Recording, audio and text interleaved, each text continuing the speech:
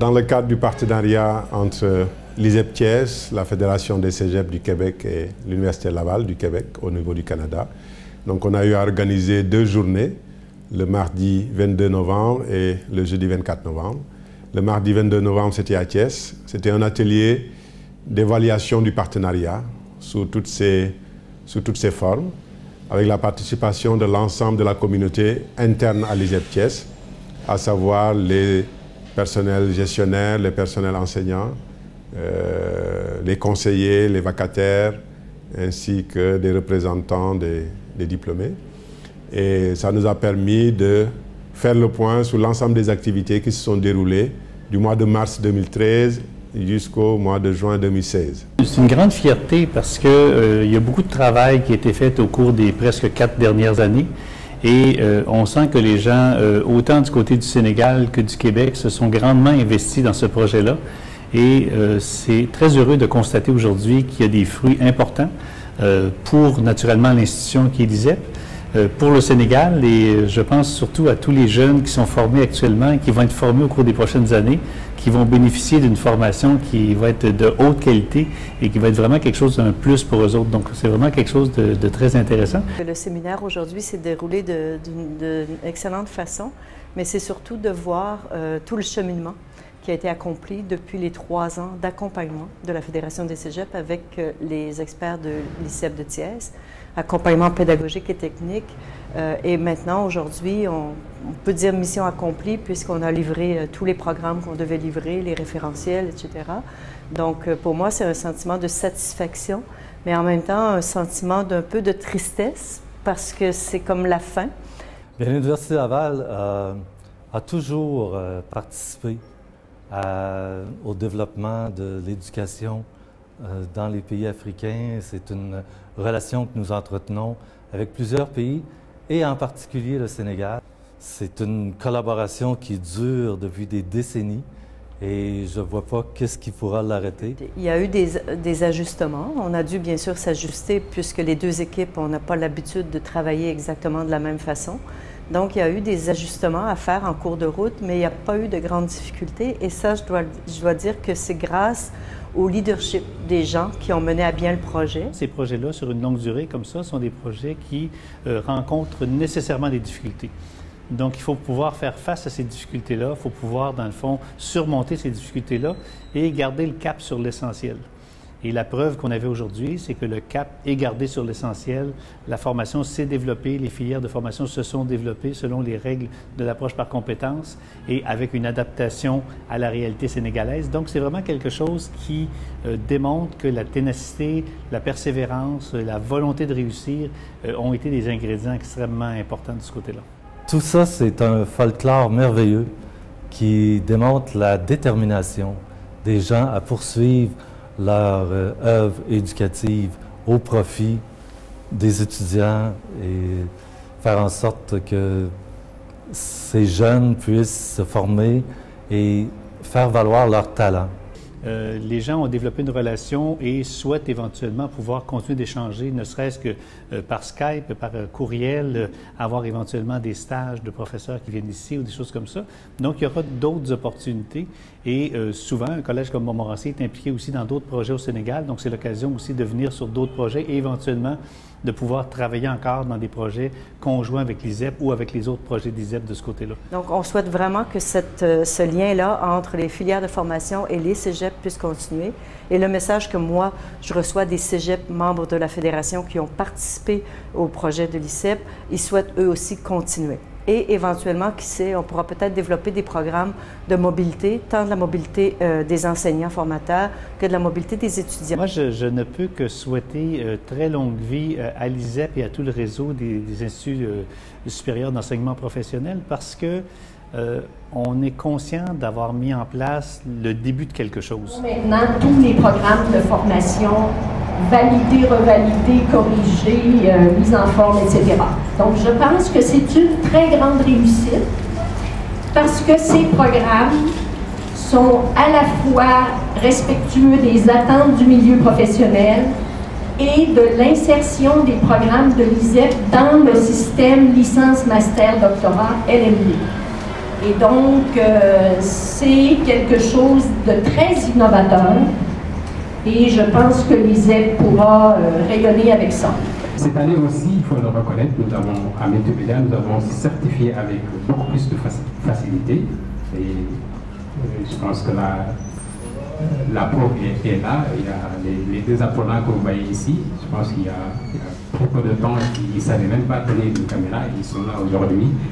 Lui, il vient de la télévision nationale en tant que stagiaire. Et je pense que l'ISEP va risque de les prendre. On est dans une situation de besoin d'opérationnalité parce que simplement, alors ISEP étant aujourd'hui le guide au Sénégal, simplement parce que nous prenons des bacheliers que nous formons au bout de 2 ans et qui sont opérationnels. Et comme l'a si bien dit Michel Fransard, alors les résultats commencent à tomber. Aujourd'hui, dans cette résidence où nous sommes, vous voyez les apprenants de l'ISEP qui sont en train de gérer le service, et comme d'ailleurs dans beaucoup de restaurants aussi à Thiès et beaucoup de stations. Moi, je vais parler par rapport aux formations que j'ai eu à suivre avec l'université Laval. Donc, j'ai eu à suivre 2 modules quand même qui m'ont beaucoup aidé dans le cadre de mon travail. 3 modules même.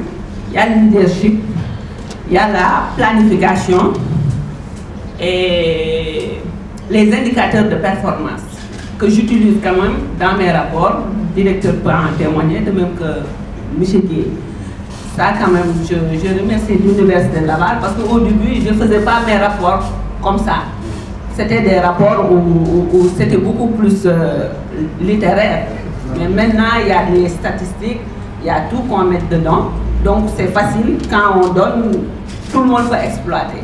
Dans le cadre de ce partenariat, on a eu à gérer un projet en entrepreneuriat depuis 2014 et c'est aussi le moment de les remercier un peu parce que ce projet nous a permis d'aider nos apprenants à stimuler leurs compétences entrepreneuriales. On avait des changements à faire et on a eu à le faire et vraiment ça nous a fait du bien. Mais je remercie tout le monde ici et je remercie M. Fadel d'avoir accepté de vouloir changer les référentiels que nous avons eu à faire. Ce qui nous reste maintenant, ce sont les référentiels de format de certification et j'espère que durant la 2e phase, on aura eu à les élaborer dans les meilleurs.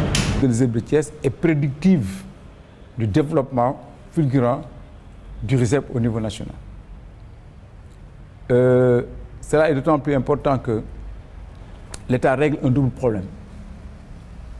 Les bacheliers qui arrivent dans le réseau des ISEP, ils restent au maximum 2 ans dans le système, pas plus. Parce que le niveau d'encadrement, l'alternance entreprise-école, le processus d'apprentissage par l'approche par les compétences, ne laisse pas de temps à autre chose que la recherche de l'efficacité professionnelle. Et donc, au lieu de rester de faire des transits moyens de 4 ans, 5 ans dans le système, au bout de 2 ans déjà, ils sortent et ils sont employables. Donc l'État gagne doublement, en réduisant le transit des étudiants dans le système, mais aussi en sortant des produits qui sont susceptibles d'être employés parce qu'étant compétents.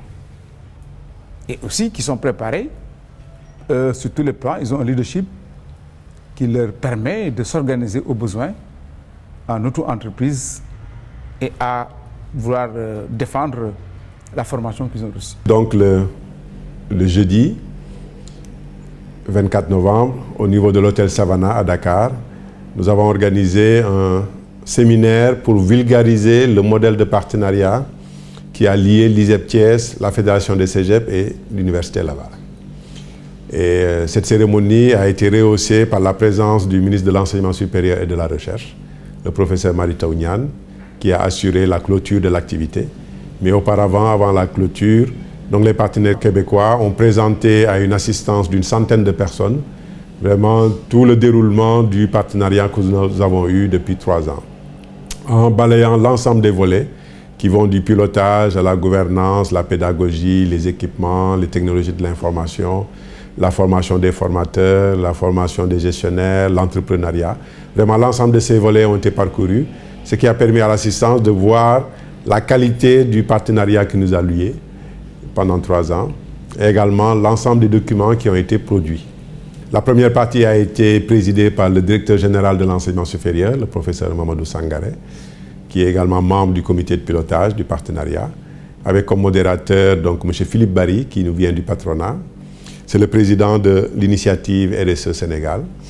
Et la clôture, maintenant, a été présidée par M. le ministre de l'Enseignement supérieur, professeur Mary Teuw Niane, en présence du président du conseil d'administration de l'ISEP Thiès, M. Alassane Diallo, en présence de représentants du gouvernement du Québec au niveau du Sénégal, M. Morel, et également en présence de 2 conseillers techniques, le conseiller technique du président de la République et le conseiller technique du Premier ministre, les 2 en charge de l'éducation. Et donc le ministre, à la fin de l'activité, avant son discours de clôture et de remerciement, a reçu officiellement les documents produits au cours du partenariat, à savoir le guide de la mise en place d'une approche APC dans un établissement d'enseignement supérieur, lequel guide a été coproduit par l'Organisation internationale de la francophonie, l'ISEP Thiès et la Fédération des cégeps. Et après la remise du guide, les 7 programmes de formation actuellement en cours au niveau de l'ISEP Thiès ont été officiellement remis à M. le ministre, qui les a par la suite officiellement transmis au directeur de l'ISEP moi-même. Et donc ce sont les 7 programmes qui sont l'exploitation agricole, le tourisme et loisirs, le multimédia, la création multimédia, les systèmes et réseaux informatiques, et les 3 métiers en lien avec le ferroviaire, à savoir la logistique transport, l'exploitation, la maintenance de la voie ferrée et la maintenance du matériel roulant, c'est-à-dire les locomotives.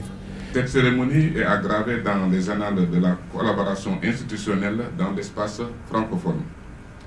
En effet, c'est la première fois au Sénégal que la Banque mondiale finance le parrainage d'un établissement d'enseignement supérieur, l'ISEP de Thiès, par un regroupement d'établissements de formation générale et professionnelle d'Amérique du Nord, à savoir la Fédération des cégeps associée à l'Université Laval du Québec, Canada, pour un accompagnement technique et pédagogique sur une durée de 3 ans.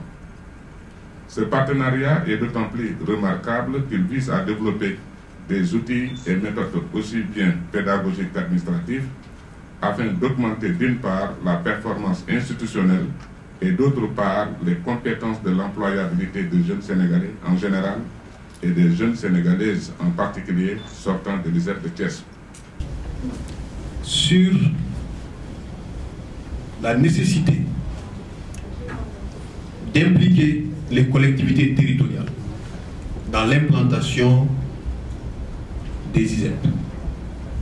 Ne serait-ce que parce que les réserves foncières s'amenuisent. Ne serait-ce que parce qu'il faut y accéder et les sécuriser. Mais aussi et surtout parce que l'approche qui est préconisée est une approche, certes métier, mais bassin économique et social. Je pense qu'en dehors de l'insertion au niveau dans le cadre de la formation, il y a un socle important pour les ISEP, c'est l'auto-emploi et l'entrepreneuriat. Je pense que si on s'investit bien dans ce domaine-là, au lieu d'avoir des apprenants qui sortent pour trouver du travail, on va avoir des entrepreneurs qui vont créer de l'emploi. Ça fait qu'aujourd'hui, on a 42% de jeunes aujourd'hui qui n'ont pas de qualification. Ce qui veut donc dire que la situation drastique des jeunes par rapport au chômage nous impose aujourd'hui de voir tous les programmes qui travaillent dans le cadre effectivement de la promotion, de la formation et tout, essayer de voir dans quelle mesure capter tous ces avantages-là. Parce que la question de l'emploi est une question qui est vraiment transversale. Tout le monde fait de l'emploi. Donc si aujourd'hui au niveau du ministère de la Jeunesse, on compte que par exemple sur ce département-là, pour donner une réponse adéquate et satisfaisante par rapport en tout cas à ces 12% taux de chômage. Donc ça va être donc très... Alors donc vraiment nous sommes ouverts en tout cas à une proche collaboration et je vous remercie encore. Cette filière courte-là, Bac plus 2, mais elle est indispensable. Elle règle beaucoup de problèmes. Beaucoup de problèmes. Et c'est pourquoi, à la pose de la première pierre à Thiès, j'avais dit bon vent à l'ISEP de Thiès. Et je crois que, ce que nos souhaits ont été exaucés compte tenu de ce que nous remarquons aujourd'hui. Et nous disons bravo au directeur pour sa compétence, sa rigueur. Vraiment, il a réussi. Ce n'était pas facile, mais il a réussi. Merci beaucoup, monsieur le ministre.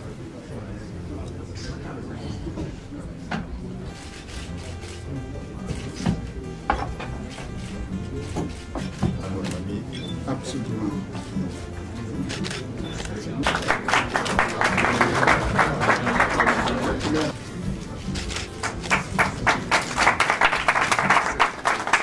Avec l'avènement au pouvoir de son Excellence M.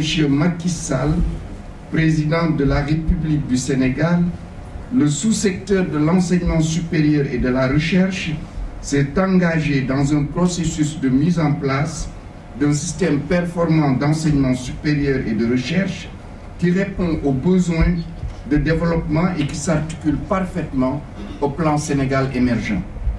Comme vous le savez, le processus a démarré par la concertation nationale sur l'avenir de l'enseignement supérieur qui a été organisée du mois de janvier au mois d'avril 2013.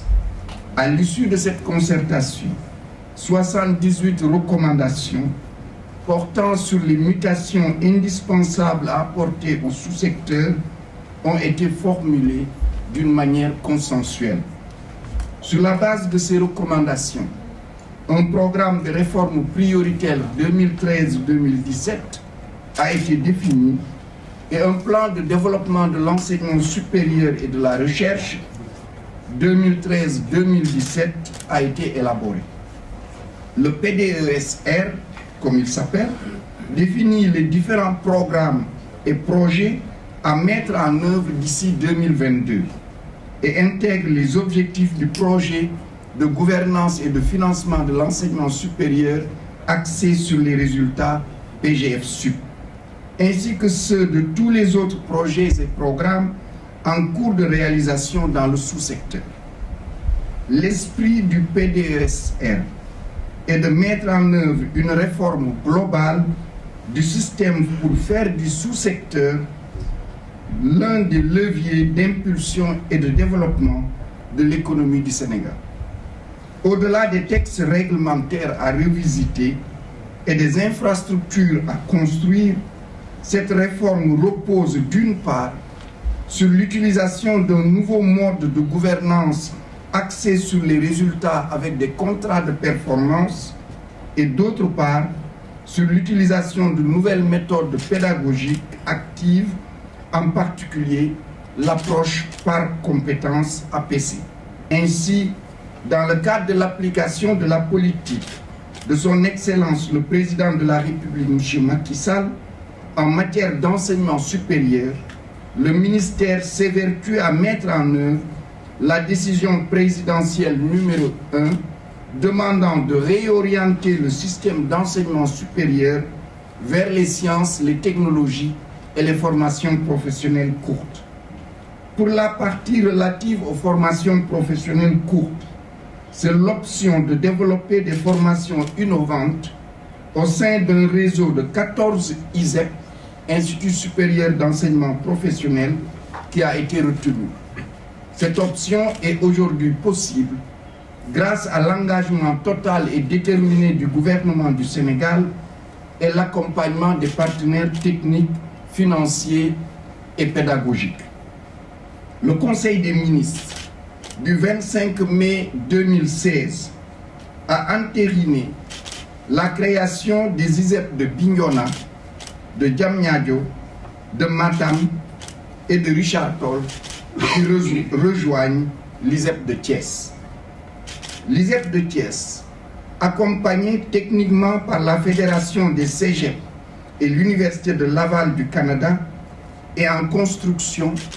Je peux dire que le gros œuvre est presque terminé pour un montant de 7,5 milliards de francs CFA financé par la Banque mondiale avec une livraison programmée en juin 2017. Les programmes de formation que je viens de recevoir sont d'une rare qualité, aussi bien au niveau de la forme qu'au niveau du fond. C'est la raison pour laquelle je me permets de féliciter chaleureusement tous les intervenants québécois pour le travail accompli à nos côtés. Je vais citer en particulier Bernard Tremblay, il faut l'applaudir, Hervé Pilon, Sylvie Thériault, Michel Berthelot et mon frère et ami Denis Savard. Je n'oublie pas vos collaborateurs sénégalais, Pascal Walifay et Moustapha Dieye. Je puis vous assurer que l'ensemble des documents qui m'ont été remis seront judicieusement utilisés pour la montée en puissance de l'ISEP Thiès.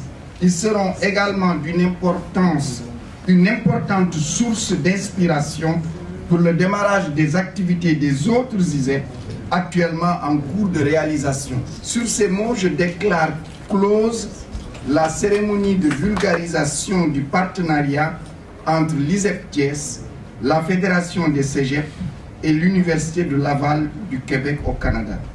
Et à la fin maintenant de l'activité, donc un déjeuner a réuni tout le monde pour célébrer, non pas la fin totale du projet, mais au moins la fin de la première phase, en attendant maintenant que nous puissions avoir les moyens financiers pour entamer une deuxième phase de coopération entre l'ISEP Thiès et la Fédération des Cégeps.